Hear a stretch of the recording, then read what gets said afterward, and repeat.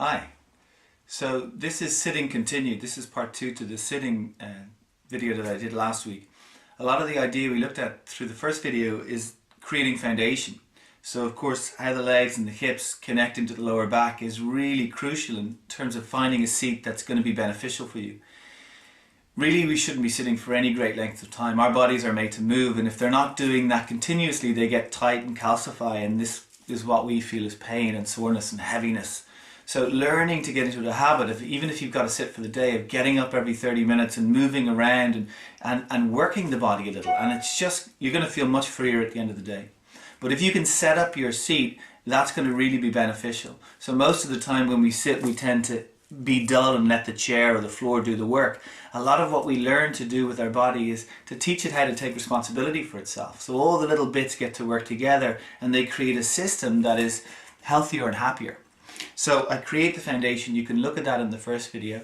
And then if you think of sitting like you think of anything in nature, you create roots by sitting skillfully, and those roots have a sense of kind of a connection to something bigger, to something more supportive, and from that we get to rise up. And finding that ability to rise in the body creates space and lightness, as opposed to the tendency to be dull and heavy.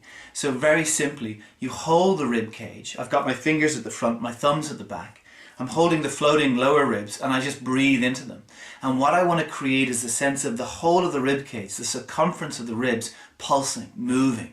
And what does it feel like when they're expanded and full and buoyant? Think of them like a balloon that you learn to expand. And in the beginning, it takes effort and takes focus. But the more you do this, the more the ribs will enjoy holding more space more of the time.